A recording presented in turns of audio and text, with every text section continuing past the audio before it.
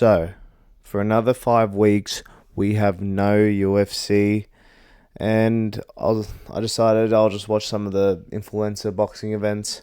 So, King here, MMA, will be talking about some of the fights that happened on the weekend with influencer boxing, Jake versus Joshua, and Andrew Tate versus Chase Demore. So, yeah, let's get straight to it.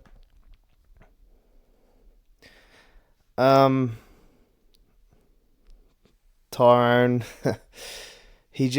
Tyrone Woodley's got to stop boxing, man, because he's just been getting KO'd every time. Like, he's probably been on the worst streak since he's been out of the UFC. I just don't know what he's doing. Like, he's not looked competitive for so long. And Anderson was just whooping him this whole fight. As soon as I saw the first punch that Anderson Silva got him with, I was like, this fight's going to be over pretty quickly.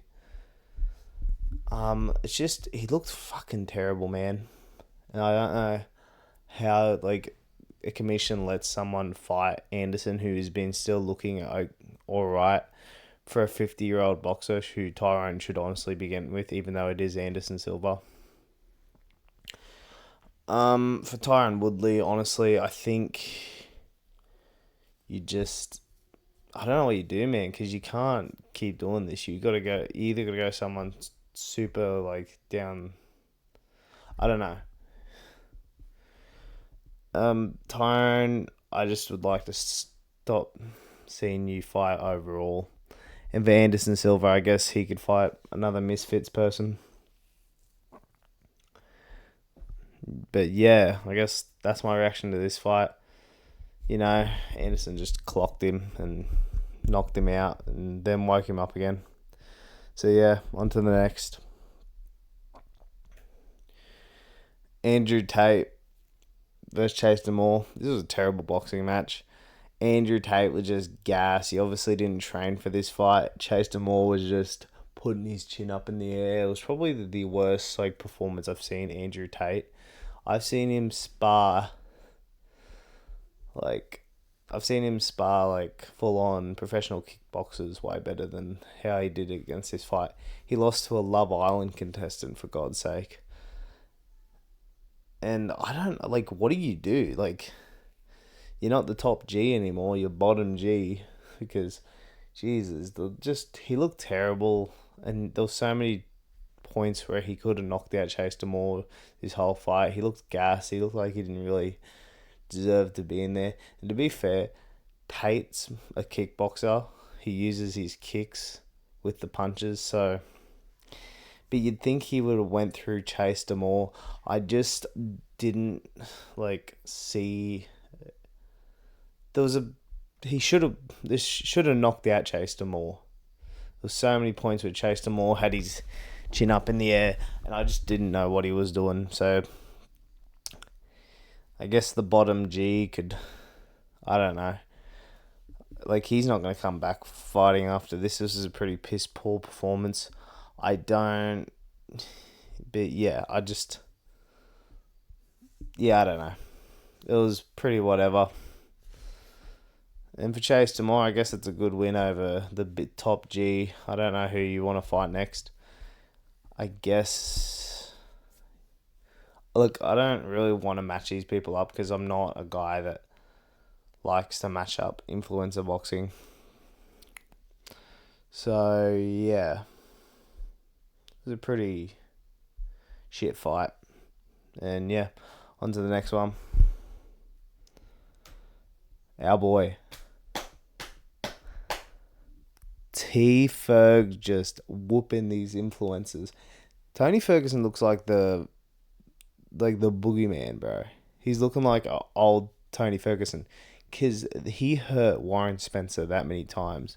And don't get me wrong, Warren Spencer didn't look amazing, but dude, the way he's just dismantling these influencers, I'd love to see Tony Ferguson just keep on doing this. Let's give him Tyrone Woodley next. Honestly, I think Tony Ferguson finishes Tyrone Woodley.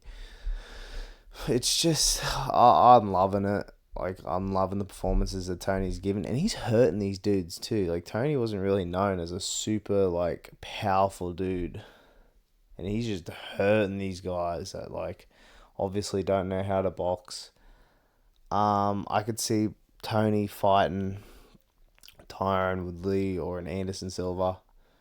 I'm just happy for Tony outside the UFC. He's doing real well for himself. And Warren Spencer, you know, you gave it a shot, but Jesus, how much damage did you sustain?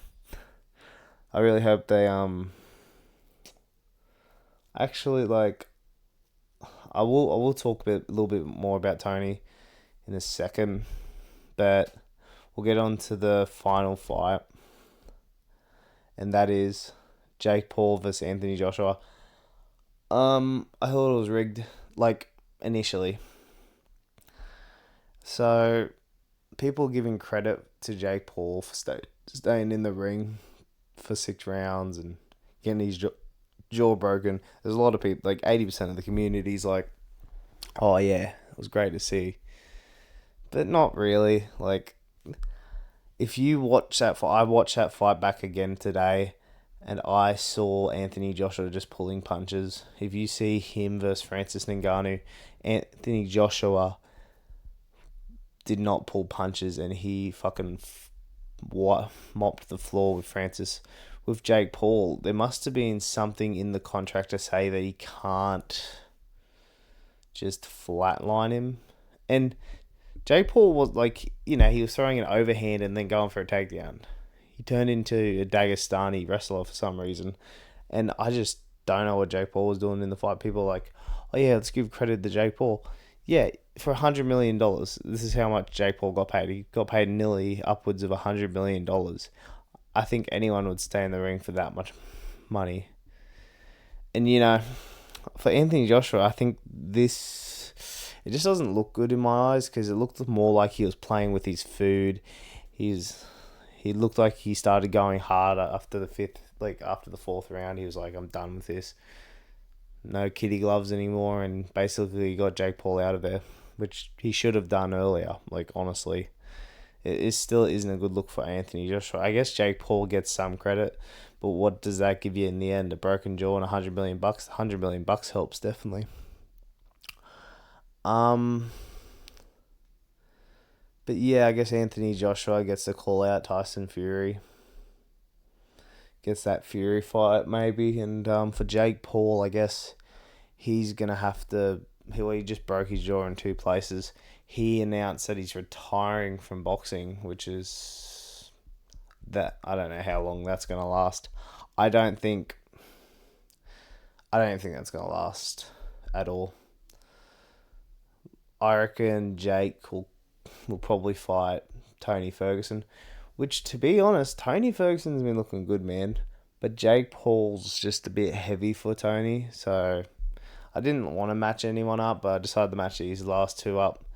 So I think Anthony Joshua should obviously fight Tyson Fury, and Jake Paul should maybe fight someone like a Tony, or even Tommy Fury rematch looks good.